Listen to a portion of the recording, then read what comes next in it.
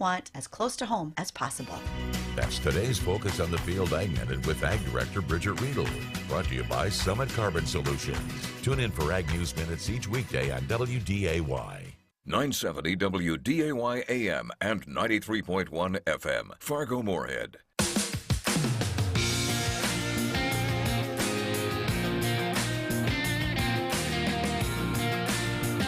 Other and Ag in Focus. Thanks for joining us on this afternoon. 103 right now, 32 degrees outside of Fargo with some snow, fog, mist, a little drizzle out there, some rain, a lot of weather pushing into the area as a winter storm warning continues to be in effect for the region until noon on Wednesday. We'll be breaking down that winter storm warning here coming up, but I'm meteorologist Justin Storm with Chief Meteorologist Dean Wysocki, as well as our Ag Director Bridgette Readel, live down in South Dakota for the Cattlemen's Association annual meeting, correct, Bridgette?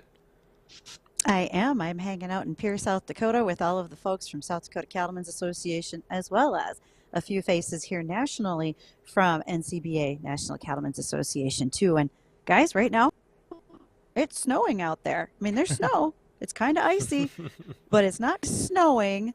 And this is so wet and heavy. I'm going to need you to explain to me how this is going to blow around later. So what's the latest forecast, guys? Well, that's not going to blow around a whole lot, Bridgette. The snow that comes probably tonight, and especially for here in the valley, not until Thursday, Friday will any of this blow around. In fact, I really don't think this is not going to be a storm that's going to shut down the city, going to shut down the interstates, at least not here, although things are a little bit worse down where you're at, Bridgette. But this heavy, wet snow, this is more like a spring storm where it's got severe weather on its front side, tornadic activity in Texas. And some of that severe weather is going to rob some of the moisture from coming up a little further north. So I don't think we're going to get as much snow as the models are trying to crank out. That's the way it looks right now. Plus, you got a warm nose of air aloft that's starting to mix in some drizzle here in the FM area, where areas just to the west out towards Valley City, Tower City. It's been all snow most of the morning, where we're kind of fluctuating between drizzle and snow here. So that's going to cut down on the snow totals as well. But, I mean, regardless, it's going to be a pretty decent storm. We're going to be snow blowing this, and it's going to be tricky travel as we head into the evening rush, and especially tomorrow morning. Yeah, the ice that's underneath all this snow is not really favorable for a lot of areas. So, again, I know that we cannot reiterate this enough, but everybody slow down. Make sure you've got a shovel in your vehicle. And for those of us who drive pickups with these lighter bodies, I'm going to go look for some extra sandbags to toss into mine just for a bit more weight in the back. Yep, not a bad idea there, Bridgette. Well, like I said, we'll go over that forecast, what we're expecting through the rest of this Tuesday afternoon, as well as tonight, where we believe the bulk of our snow is going to be falling this through the evening and overnight hours. What's going to happen on Wednesday, and is there more snow Thursday, Friday? What follows that? Give you a hint, it's going to get cold. So we'll touch on that as we head throughout the show. Also got a few topics we're going to try and get to about the joys of real Christmas trees. Bridgette's going to explain a little bit what's going on down there in South Dakota and the American Crystal Sugars annual meeting. We're going to go over that, kind of give you a summary of what was said. And also our guest today, Colin Woodall, NCBA National CEO, is going to be joining us actually live with Bridgette down in South Dakota. So that'll be a fun conversation at 1:20. We'll get to that and so much more coming up. But first, we're going to get updated from the latest news and headlines from ABC News. From ABC News, I'm Sherry Preston. Better than expected numbers on inflation. In a world where inflation is rising at double digits in many major economies around the world, inflation is coming down in America. President Biden at the White House minutes ago as the government reports that the consumer prices rose just over 7% compared to a month earlier. ABC News business correspondent Alexis Christoforous. Nowhere near where we want to be, but still it is trending in the right direction. Prices rose less than expected last month, up 7.1% versus a year ago. This is the lowest read on inflation we've seen since November of 2021. And today's report is really proof that high inflation is finally starting to loosen its grip on our economy. Energy Secretary Jennifer Granholm announcing today that scientists have created nuclear fusion without the radioactive nuclear waste, creating a truly clean energy source. Ignition allows us to replicate for the first time certain conditions that are found only in the stars and the sun. She says it moves the world significantly closer to the possibility of zero carbon abundant energy powering everything we do.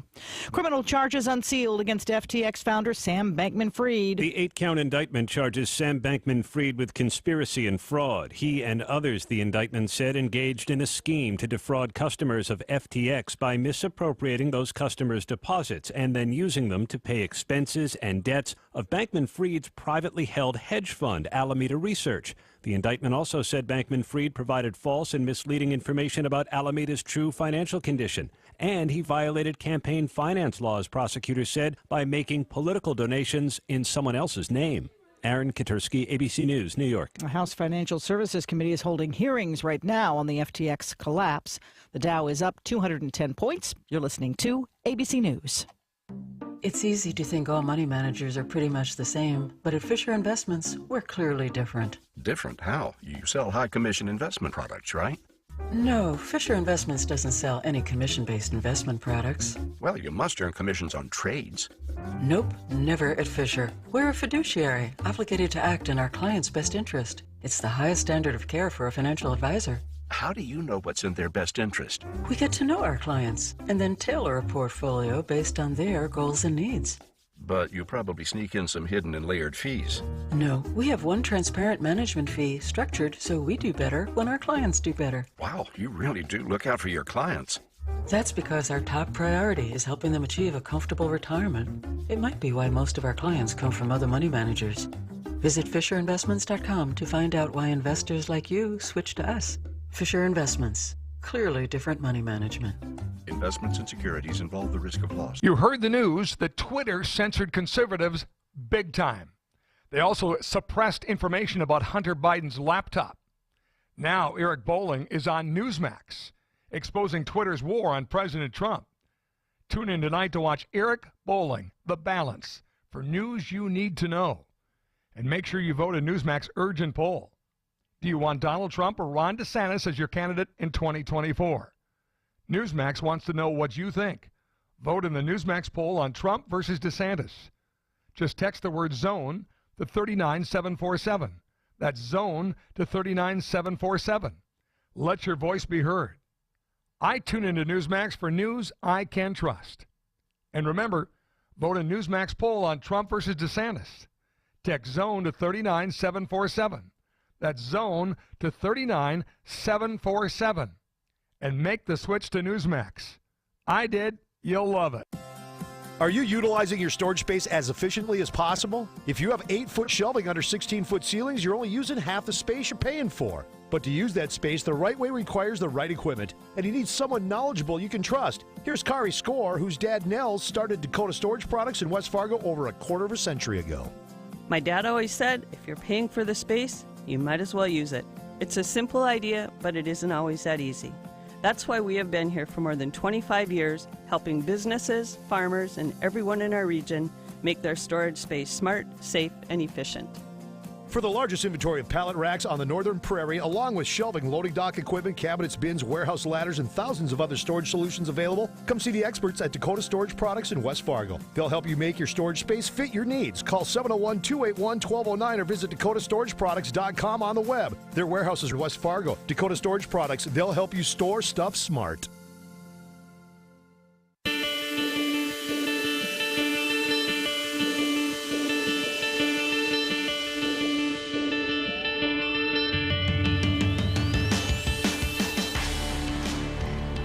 Welcome back to Weather and Ag in Focus. Thanks for rejoining us this Tuesday afternoon. I'm meteorologist Justin Storm with Chief Meteorologist Dean Wysocki and Ag Director Bridgette Readel. And we'd love for you to join in on our conversation, ask us a question, give us a road report, give us a phone call. We want to hear from you again. 701-293-9000 is our studio line, 701-293-9000. Or you can always reach us via email at weatherorag@flagfamily.com. Remember to find us on Facebook and YouTube, where we live stream our shows daily from 1 to 2 o'clock in the afternoon, as well as Acres TV through the Hefty Seeds Company.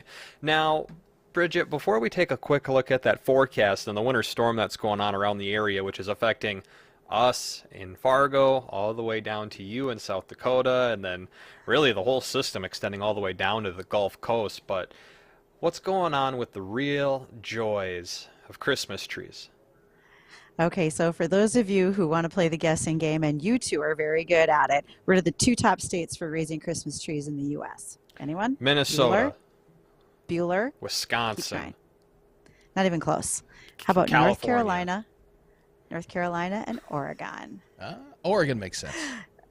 Oregon makes sense. And there are roughly 21 million Christmas trees sold annually, and that was in 2021. That's surprising considering that 85% of households actually have artificial trees across the U.S. So who's buying all the trees? Well, quite a lot of them, and they're spending about $70 a piece. I don't have a real Christmas tree, so is that a high or a low number, guys?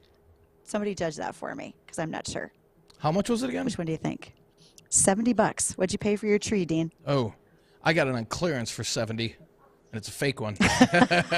And you're keeping I got a fake one too. And it's pre-lit, and it's so I say I got the better deal.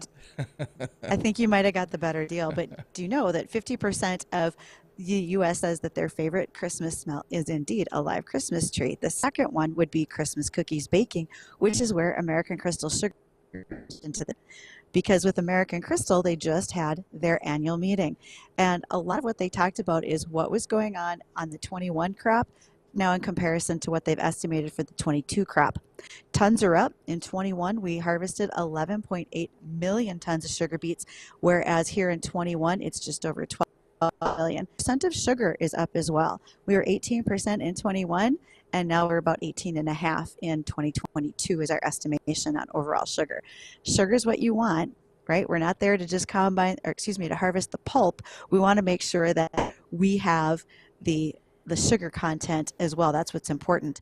And American Crystal announced that they are working on a new liquid sugar product that would be used with Gatorade and PepsiCo company, and that sugar demand is actually up since the pandemic as most people are staying home, going out less, etc. So for all of you with your side hustle of making cookies, Dean, I'm sure that's yours along with your small petting zoo. You're probably baking cookies for a little extra cash these days, right?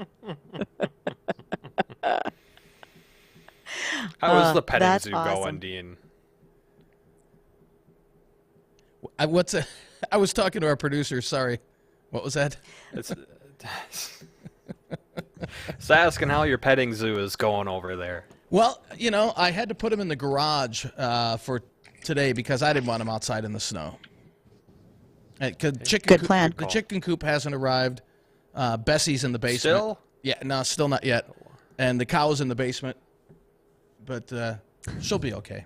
Okay, now this raises a big question. Bessie was stuck on the second floor. How'd you get her down, or did she fall through? No, we just had to get a crane, a couple of you guys, a couple of tie-ons, and we got her down there. She's good. You two are traumatic. Well, we're gonna. Oh man, that cow is such a terrible idea. I told you. We're gonna take a moment here. We're gonna figure out how to get Dean's cow out of the garage. Now, when we come back, we're gonna get our guest on the line with us. Actually, our guest is just gonna join Bridgette because he is with her down there in South Dakota. Colin Woodall, NCBA National CEO, will join us next. So stay tuned. Weather and Ag in Focus. We'll be right back. When my little girl has a stuffy nose, she just can't rest. Mom? And neither can I. So I use Vicks Sinex Children's Saline Nasal Mist to instantly clear her mucus right at the source.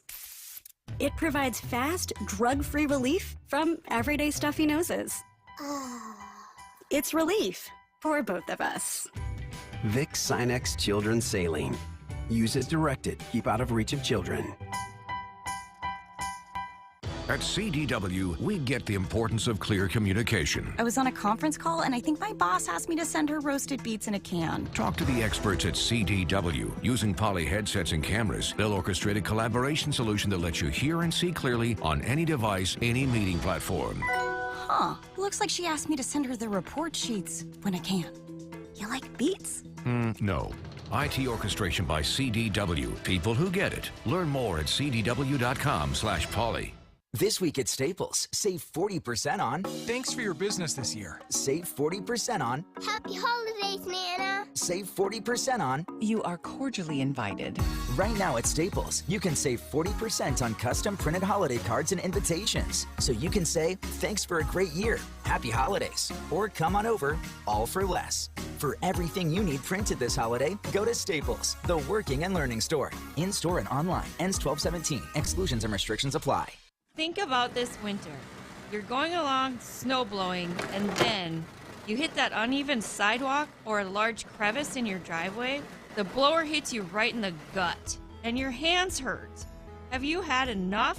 Ramjack North can help. Level that concrete and put an end to your pain. Contact us now for a free estimate and to learn more at pccnd.com. That's pccnd.com. And have an easy winter. Hi, my name is Rohith, and I'm a junior at Fargo South. I moved here with my parents at an early age, and I plan to study civil engineering in college. The reason I'm so hopeful about my future is Legacy Children's Foundation. I want to thank the amazing donors who are complete strangers to me. I am amazed by their generosity. Because of them, Legacy Youth receives resources and positive relationships to become educated leaders. Find out more at legacychildrensfoundation.com.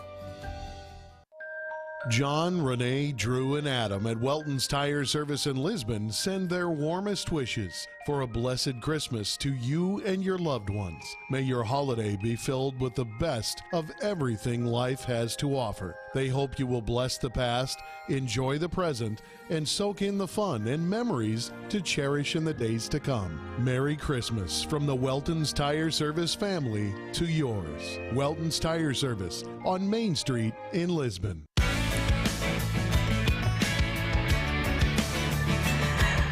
Welcome back to WDAY Weather and Ag in Focus. I'm Bridgette Readel, Ag Director, along with Chief Meteorologist Dean Wysocki, Meteorologist Extraordinaire Justin Storm, and I am sort of in a storm myself. I'm down here in Pierre, South Dakota for South Dakota, their State Cattlemen's Association convention, but I'm joined by our guest today, and that is Colin Woodall is the National CEO for NCBA, and this is your first trip to South Dakota. How did it take this long for someone to invite you to come up here in a snowstorm? That's a great question. Something I've been asking myself, but I was also told that I needed the full South Dakota experience, and it looks like I'm getting it, so I'm excited about it. But I think more importantly is the fact that we still had a lot of people that came out to participate in this meeting, and I think it shows just how important South Dakota Cattlemen's Association is and all the great work they do. So as the CEO for NCBA, what does that entail for you? I think you spend a lot of time in Washington, D.C., but what else would be under your radar when you visit with folks? You bet. Well, before we get to that, let's just kind of talk real quick about who the National Cattlemen's Beef Association actually is. So we've been around since 1898. So we are the oldest and largest national trade association representing America's cattle producers. And we have members in all 50 states. And that's really exciting when you look at the number of issues that we work on. Now, NCBA is interesting because we have two roles that we play. On one side, we are a policy organization where the members of this association set policy on any number of issues, tax issues, trade issues, cattle markets issues. And then we take that to Washington, D.C. We work with the administration, we work with Congress to make sure the cattle producers' voice is being heard. But we also happen to be one of the contractors to the National Beef Checkoff. So we do work on behalf of the Beef Checkoff. And things such as the Beef It's What's for Dinner campaign is really one of the hallmarks of NCBA's engagement with each other.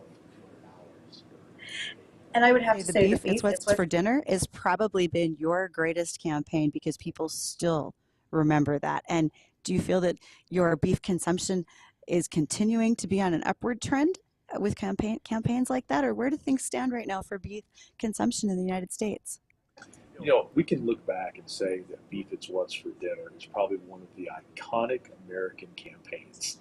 And when we talk to people that are in the marketing business, they tell us the exact same thing because it was so impactful, it was so easy. The music, Beef It's What's for Dinner, those voices that have been a part of this for so many years. So we really have found ourselves as a part of really a Americana to some extent in that regard. And it has been extremely successful in helping us change the course of where we were in the 80s and the 90s, when we were losing to chicken every day of the week and twice on Sundays. And we really focused on how do we get the consumer back. And not only was it about beef that's what's for dinner and showcasing our product, it's also the great work that producers have done to increase the quality of our product. And we are still seeing historic demand, and the fact that the consumer continues to hang with us, even with the price of beef, shows quite clearly they like our product, they want our product, and they dearly want to make sure that it's on the table. So beef, it's what's for dinner. It's also for breakfast and lunch too. You are talking to a group of people who absolutely adore beef and beer. So you have the right audience on this show with Dean and Justin and I. Those are our favorite things. Hey, Colin, over the last, let's say 10, 15 years, has beef consumption increased or decreased? Oh, it's increased. Matter of fact, we have a 33-year high for beef demand right now, and that is something we're really proud of. When you look at what we have been able to do to get out in front of the consumer, tell them more about the story of how the beef gets to their table, it's something that's resonating with them. They are very interested in hearing about what we do in terms of animal welfare and things like the Beef Quality Assurance Program, for example. That has resonated with the consumer. And we talk a lot about sustainability and the environmental impact. You know, we are a part of the solution when it comes to this whole topic of climate change, because we are the ones that preserve green space, open space. And if we really want to make sure that we are being at the table to help the president, particularly with some of his climate change goals, he needs us, because we protect that green space. And also, we are a big part of mitigating wildfire by being able to graze, take down a lot of that fuel, and make sure that we can try to play our part in keeping wildfires from raging the way they have in the past several years. Do you acquire a lot of that? Do you think that's because of the great marketing that's been done? You know, beef, it's what's for dinner, or how do you contribute it to overtaking chicken?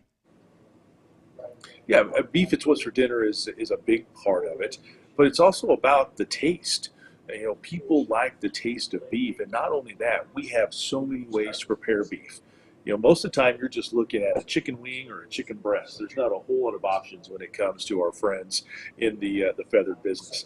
But we can look at brisket, we can look at ribeyes, we can look at tenderloins, you can look at tri-tips, for example. We have so many different cuts that the consumer can do something that's quick and easy with ground beef, or they can spend 16 hours smoking a brisket and everything in between. And I think giving them that breadth of different opportunities, different eating styles, different tastes depending upon the beef, that is what has helped us really make sure that the consumer sticks with us.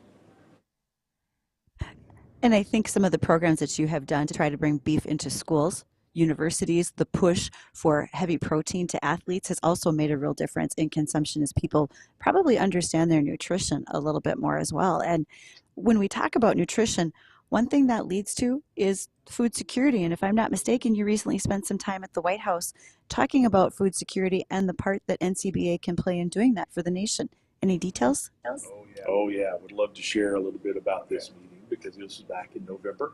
I was invited to go to the White House to be a part of a big discussion. And what was interesting about showing up to this meeting is that it was probably about 30 people in the room, and most of them came from agencies like the FBI, the Department of Defense, the Department of Homeland Security, Customs and Border Protection, also the National Security Council at the White House. We're all sitting there.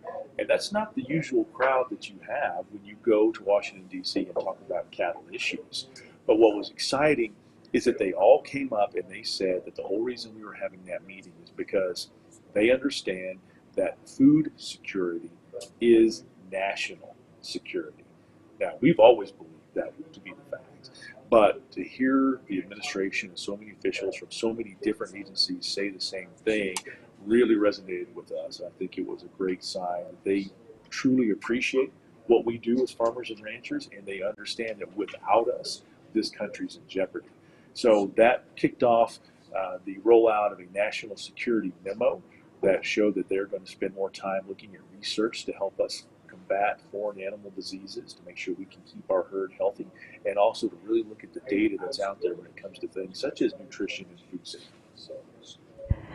So when you said that about keeping our beef safe and healthy, that reverts back to some discussions about foot and mouth disease and how that has been rampant in other countries, and why we want to so dearly protect our beef herd here in the United States, as well as any other cloven hoof animal. We want to protect our sheep, our pork, etc. And so that's a conversation we're going to continue to have. We've got some time here. We're going to stop at the bottom of the hour to check in on some commercials, etc. But when we return, we want to continue that conversation with you, Colin. We want to ask more questions about that vaccine bank, how that's being funded, any of the things that you see, especially when it, as you said, that greenhouse gas capture, why cattle get such a bad emphasis about it. We'll see if we can't talk through some of those details when we do that. But we'll return just shortly after this break, so please don't go anywhere. We'll continue to visit with Colin Woodall. Colin is the CEO of NCBA, National Cattlemen's Beef Association. And stick with us. We'll be back after this. Your parents have taken care of you for years, and as they age, that table turns and you find yourself caring for them.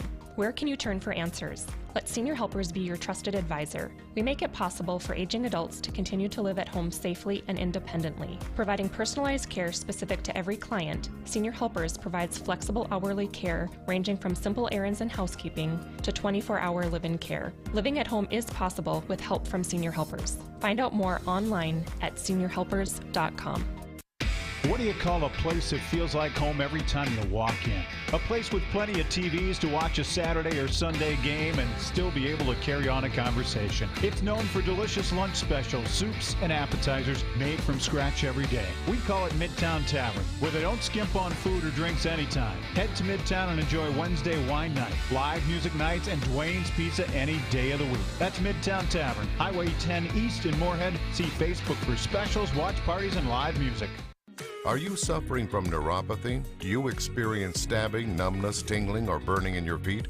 Are you tired of sleepless nights and avoiding life due to pain? If you've been diagnosed with neuropathy or have pain or numbness in your feet, call us right now before it's too late at 701-929-7505. Again, 701-929-7505. Neuropathy is a very serious and progressive disease where your nerves start to break down. It can lead to balance problems, complete loss of independence, and in some cases, amputation. Our program addresses the underlying causes and doesn't simply mask your symptoms with medication. In fact, many patients start to feel relief from their symptoms within weeks. There's no surgery and no use of prescription drugs. Pick up the phone and call now at 701-929-7505 or find out if you're a candidate for our neuropathy program that has changed thousands of lives. Call us today at 701-929-7505. Make a meal and a statement this holiday season with KitchenAid appliances from Readel. We know the holidays can be busy and hectic, so don't let outdated appliances turn you into a Scrooge. Their knowledgeable staff will ensure you find the perfect KitchenAid appliances to make your holiday merry and bright. From impeccable service to top brand appliances, Regal's wants to keep your holiday traditions going. Visit them online at regals.com or stop in at 609 Main Avenue, Moorhead. Do you run diesel? ATI Fargo has bulletproofing on your 6.0 vehicles. Looking to get fleet work done? ATI Fargo has you covered. They have fuel system disaster prevention kits for your 6.7 Power Strokes. ATI Fargo can get your Cummins head studded and never think of it again. Do you own a business and need quick turnaround on repairs? Call ATI Fargo. Stop in at 2764 44th Avenue North in Fargo. Running diesel? Check out ATI Fargo and give them a call at 218-639-5017. This is How They Do It, sponsored by Coast Materials, and this month we talk to Tom Knowlton, owner and head brewer of Drecker Brewing. How do they take grain, barley, malt, and turn it into your delicious carbonated beverage called beer? You'll gain access only brewmasters have and find out what it takes to start a brewery and make your favorite beer. It's more than you might think. Tuesday, December 20th at 2:35, another episode of This is How They Brew It on The Jay Thomas Show. The staff of Hanson Runsvold Funeral Home sends sincere wishes of health and happiness to your family and friends. One of the most important things we can do is serve others. I have learned that giving back to the community helps in ways beyond the simple acts. We reflect on what matters most, being with those we love and making memories to last a lifetime. May the quiet peace of this holiday season fill your heart and home. Hanson Runsvold Funeral Home, helping families look to the future with hope.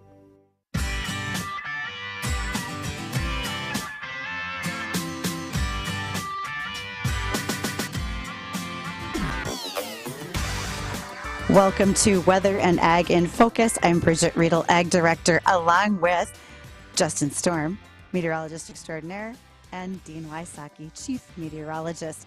As I am in Pierre, South Dakota for South Dakota Cattlemen's Association's 74th annual meeting, I have the opportunity to visit with Colin Woodall. Colin is the CEO of NCBA, National Cattlemen's Beef Association. And because this show loves to talk about beef and beer, I thought today was wildly appropriate that we get to have a chance to talk about beef. I don't know about you guys, but later I'll be having the beer. I'll have one for you too. So in our visit, just before our anytime, guys, I'm here for you. This is what I do as your ag director to help you out. So in our conversation just a few minutes ago, we were talking about the fact that foot and mouth disease is a problem on several continents outside of the United States, and that can be decimating to our beef herd. So all right, Colin, I'm going to quiz you. Give me the background on where we stand with that as far as the country. What are we doing with the vaccine bank? Give me some details, please. We have not had a case of foot and mouth disease since 1929, but it is a very real threat for us. And if there's one thing that keeps me up at night, it's the fear of foot and mouth disease coming back into the United States, because it is highly contagious. It's viral and not only affects us, but affects every cloven hooved animal. So if our friends in the pork industry get it, we're going to get it. If sheep and goats get it, we're going to get it. If deer get it, we're going to get it. We're all going to end up sharing this. So we are really focused on what we can do to protect ourselves. And one of those things is by establishing a foot and mouth disease vaccine bank. We did that in the last Farm Bill, and we had a little over $27 million that was earmarked to build this particular facility and get the stockpile up and running. They've been working on that. But here we are heading towards 2023 and a new Farm Bill, and our challenge is going to be making sure we can maintain that vaccine bank, keep the funding, and protect ourselves. We also have to look at our neighbors to the north and the south, Canada and Mexico. And for years, we had a North American vaccine bank, but the Mexican government stopped paying into that. So what we told ourselves, we better step up and protect ourselves. And if it happens, we're going to think twice as to whether or not we share with them, because we have to worry about the U.S. cattle business. So our focus is on vaccine bank, keeping that thing up and going and making sure that it's going to be effective if we have foot and mouth disease come back. And as you said, there's a lot of pressure around the world right now, especially with some of our trading partners, including Australia, who is not too far from Indonesia, where they have a huge foot and mouth disease problem. So here's a question on the vaccines, Colin. How effective is that vaccine? Is it, you give the cow the vaccine and they don't get this disease, or it cures the disease? How does this work? Does it need to be given before they contract it, or can you give them the vaccine post catching the viral disease?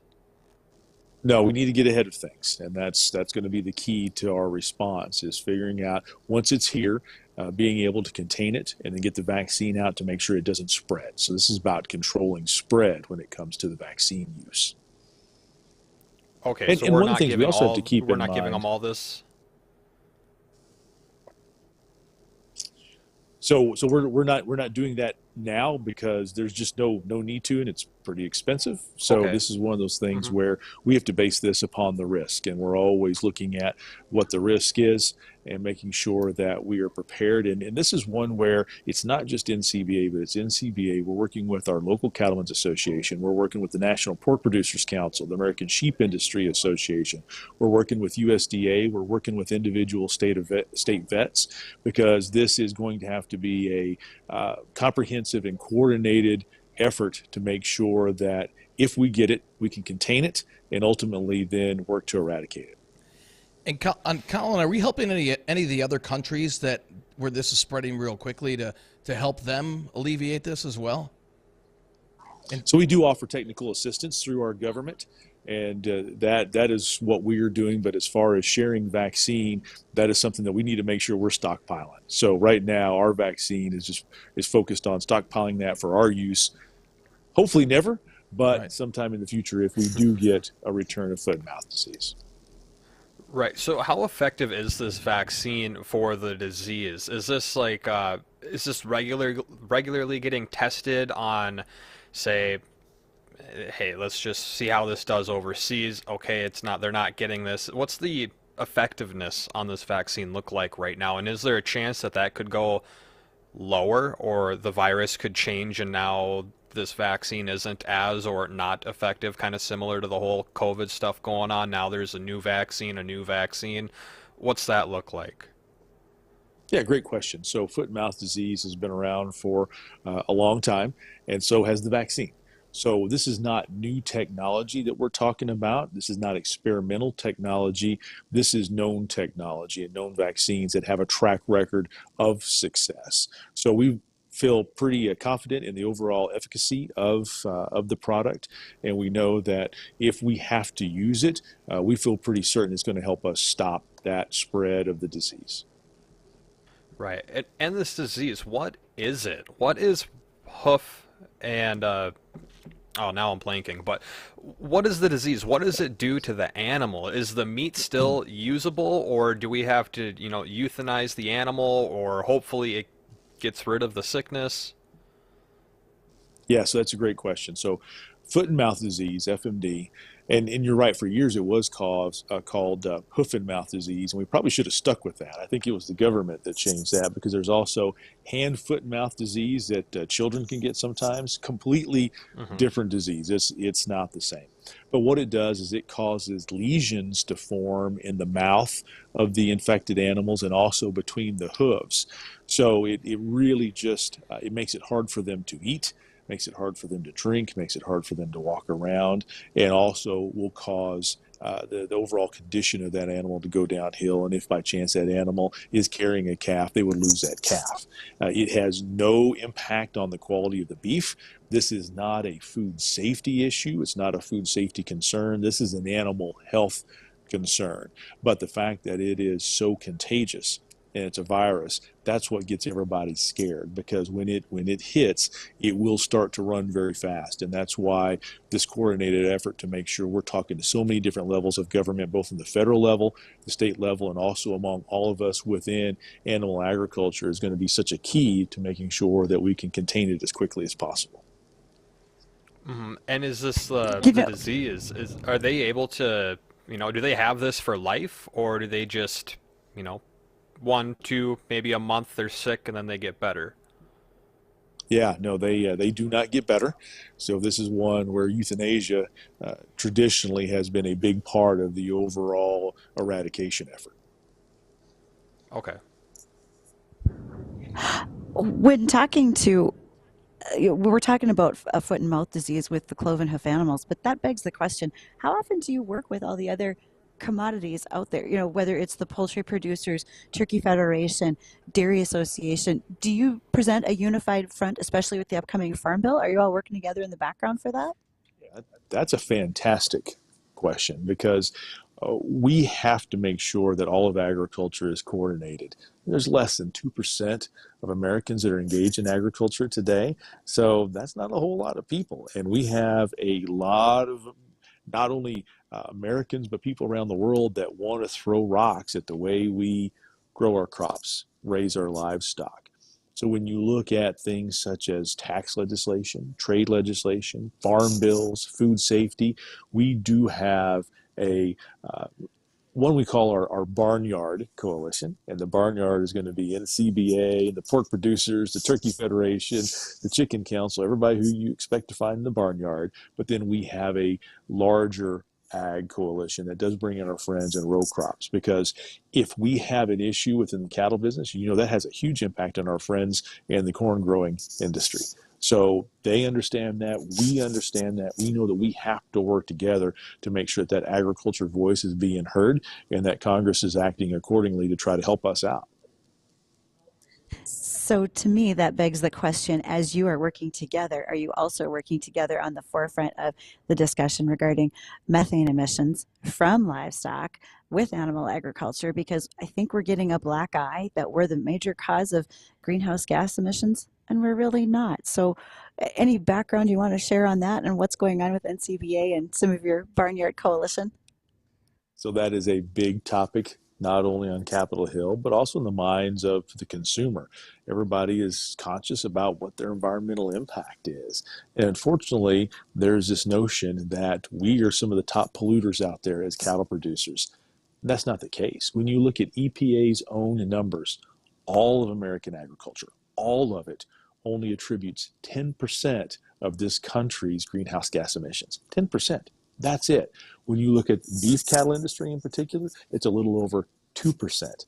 We're not going to change the course of the climate change debate one way or the other with just 2% of the overall greenhouse gas emissions. Not to mention that when you look at methane, methane has not been measured accurately for years. It's been measured much like fossil fuel carbon has, where it goes in the atmosphere and it stays for thousands of years. Methane only stays in the atmosphere for about 10 years before it comes back down in the form of carbon that can be utilized by the plant through photosynthesis to start that whole cycle again. So when you really step back and you look at the true life cycle of methane, what you find is we are not the greenhouse gas emitter that so many people think. And we're having a lot of success in getting that information out, not only to the consumer, but also to regulators and legislators. So that way they understand that when you talk about sustainability, you talk about climate change, talk about the environment in general, we are definitely part of the solution. We're not part of the problem here. I like that best. And I bet that's going to be a big topic of conversation at something that's coming up fairly soon, say February 1st to the 3rd in New Orleans. So NCBA has a little meeting, you might say. What are the details on that? CattleCon, it's coming. CattleCon 23. This is the cattle industry convention and NCBA trade show. We're going to be in New Orleans February 1st through 3rd. And first and foremost, it's going to be fun. We have the largest indoor trade show in the cattle business, almost 7 acres of trade show. We have entertainment across the board. We have Midland, who's going to perform. We have Taylor Sheridan, who's the creator of Yellowstone, who's going to be one of our speakers. So we're going to have an opportunity for people to go and have a lot of fun. But at the same time, this is where we do the business of the association. Because as an association, it is the members that drive what we do. They drive the positions that we take. And that's one of the things that we're going to accomplish in New Orleans as well, is to sit down, talk through a lot of the hot topics, just like we have here today, and take some votes on where we want to be. But the biggest thing is this is about fun. And it is, and it's about a little bit of taking a break in your business as a cattleman and making sure that you pick up all the working knowledge that you can for your year going forward. I am very fortunate to hopefully be there, planes depending on time. I'm part of a group that's going to be discussing rural health, rural mental health, and opening up an area for our ranchers to perhaps gain some resources to help themselves, those around them, and just simply learn what they can. And we're going to do that here today, as well as at the South Dakota Cattlemen's Association. There's a seminar on that, and I get to help one on at NCBA. I'm looking forward to it, CattleCon. So, Colin, for folks who might have an interest in hearing more about the convention, more about the organization, where would you direct them? It's really easy. You go to ncba.org and you can find out all the details about CattleCon and all the details about everything that NCBA is working on. And there's a lot. After being at your summer meeting in Reno, I was stunned as to how many committees and how much work you all do, not just in the promotion of beef, but the things that you do to help our beef producers. Again, with health, you have your own veterinarian staff, you have your own legal counsel who talks about the things, landowner rights, etc. So it's a pretty extensive network that you have within NCBA. Pretty exciting. We are excited about it because our job is to serve the producers, and the only way that we're effective in doing that is to make sure we're touching every segment of this industry, from the cow-calf producer all the way to the consumer. And NCBA is that national group that hits it on all cylinders at every different level, and we are truly that trusted leader and definitive voice of the U.S. cattle and beef industry. Well, thank you again for joining us for a while today, Colin. Much appreciated. And for those who are listening, we're going to touch base with the American Ag Network. We're going to catch up on markets, see where things stand. The rest of us out on the roads, we're going to travel safe. And for those of you who are out, we'd be interested in what your road reports might be. So you can give us a call at 701-293-9000 and catch us up to date on what's going on out in the countryside. Please hang around, though, so you can hear those reports, and we'll be right back. Hi, this is Kevin Pfeiffer with Pfeiffer's Auction Company. Pfeiffer's upcoming December auctions include 280 acres of exceptional cropland in Clay County near Barnesville and Cragness, Minnesota, 295 acres of cropland in Ransom County, 320 acres of cropland in Lemoore near Dickey, North Dakota, 780 acres of cropland near Chaffee, North Dakota, and Cass County, 503 acres in Bottineau County near Westover, and an excellent line of gravel trailers and semi for DG Trucking in Bismarck. View these auctions and many more land and equipment auctions at Pfeiffer's.com. Are you utilizing your storage space as efficiently as possible? If you have 8-foot shelving under 16-foot ceilings, you're only using half the space you're paying for. But to use that space the right way requires the right equipment, and you need someone knowledgeable you can trust. Here's Kari Score, whose dad Nels started Dakota Storage Products in West Fargo over a quarter of a century ago. My dad always said, if you're paying for the space, you might as well use it. It's a simple idea, but it isn't always that easy. That's why we have been here for more than 25 years, helping businesses, farmers, and everyone in our region make their storage space smart, safe, and efficient. For the largest inventory of pallet racks on the Northern Prairie, along with shelving, loading dock equipment, cabinets, bins, warehouse ladders, and thousands of other storage solutions available, come see the experts at Dakota Storage Products in West Fargo. They'll help you make your storage space fit your needs. Call 701-281-1209 or visit DakotaStorageProducts.com on the web. Their warehouses in West Fargo. Dakota Storage Products, they'll help you store stuff smart. Come to life with Caldera Spas and the Hot Tub Store of North Dakota. Discover a new way to hot tub with a daily ritual of hot tub circuit therapy. Experience the comfort, design, and performance that only Caldera Spas can deliver. Welcome to wellness with a special offer of your choice of a free saltwater system or a Bluetooth entertainment system. It is a $1,300 value. Yours free. Come to life with Caldera Spas and the Hot Tub Store, located by Costco in West Fargo.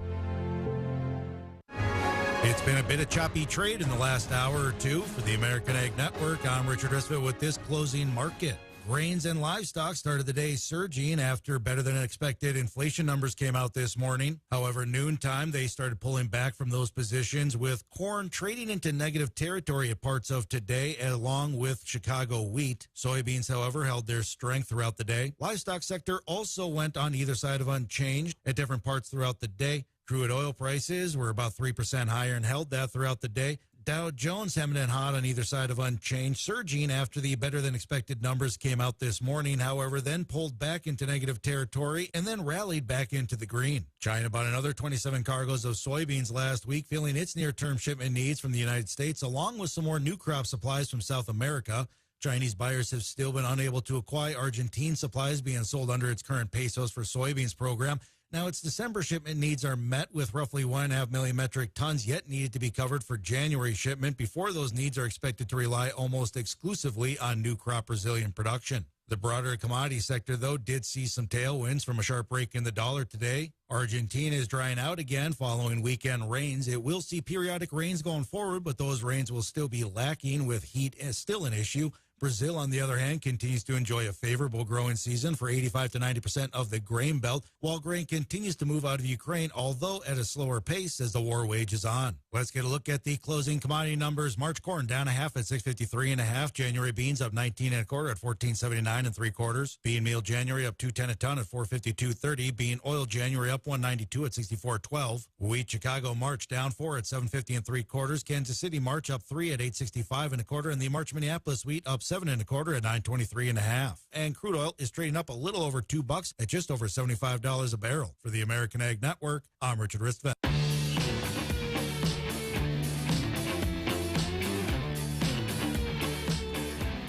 Hey, welcome back to Weather and Ag in Focus. Thanks for joining us this afternoon, especially if you're out and about traveling. Boy, I'll tell you what, we've got some impressive snowfall totals already just since this morning. Let's see, Enderlin 6 inches, Lisbon 6 inches, Gwinner 6 inches. And looks like that's where the heaviest snow is going to kind of orientate itself. We knew it would be just west of the valley, and sure enough, that's where the heavy snow band is setting up right now and probably going to occur, where some of those areas could pick up close to a foot of snow. We've got a kind of a nudge of warm air aloft on radar here that's moving in from southeast of the FM area towards Fergus Falls and Barnesville. Curious to see how far north that gets, if that's going to it's already starting to kind of eat into the snow making potential here in the FM area, and if that continues, that will drastically cut down our snowfall potential here in the Fargo-Moorhead area. But it still looks like the heaviest is going to be out to our west, and I think the heavy snow will continue as we head into this evening and into the overnight hours, as well as we cool things off aloft too and allow that snow making potential to be a little better over the valley. But I know some of the models, Justin, were trying to crank out 10, 11 inches. I don't see it. I think with the warmer air kind of nosing in here, I think that's going to cut down a lot on from the valley eastward. But again, you don't have to go far west to really get in on that heavy snowfall. I think we'll still get around 6 inches or so. Not a huge storm. It's going to shut down the city, and then we'll have another shot of some snow with wind and blowing snow as we head into Thursday and Friday. I think by the end of the week, areas out to our west will have 1.5 feet of snow easily, and areas around the valley probably about 6 to 10, maybe 11 inches of snow. Depending on, again, how much of this falls, how much of this warm air nudges into the system over the next 3, 4, 5 hours before everything totally turns over to snow. Road conditions around the area. West of Jamestown, travel really not recommended as you get out towards Bismarck, up towards McCluskey, and south of Bismarck as well. So if you're traveling west on 94, once you get towards about Tower City, it does start to really deteriorate quite a bit. That's where the steady snow has been, and will continue to fall here over the next few hours.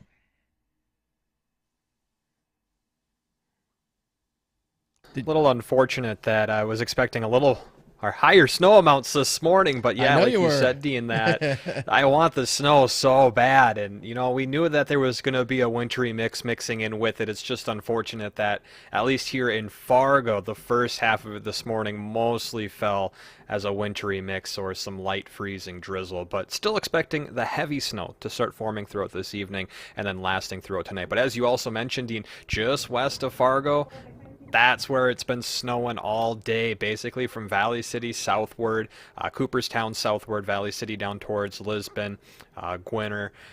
6 inches of snow already. That's impressive. They got the main snow coming through tonight. I'm pretty sure they'll pick up another 6 inches overnight. I'm just sharing on my screen right now North Dakota roads across the area. You can see no travel advised around the Bismarck area.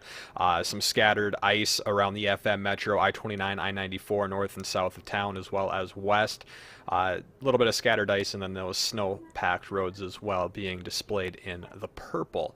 So road conditions going to continue to deteriorate as we head throughout the rest of the day, as this wintry mix, at least here in Fargo, slowly turns over to fully snow this evening, but the rest of the area, it looks like it's going to remain snow. Lakes country still kind of getting in on some of that drizzle as well around the region.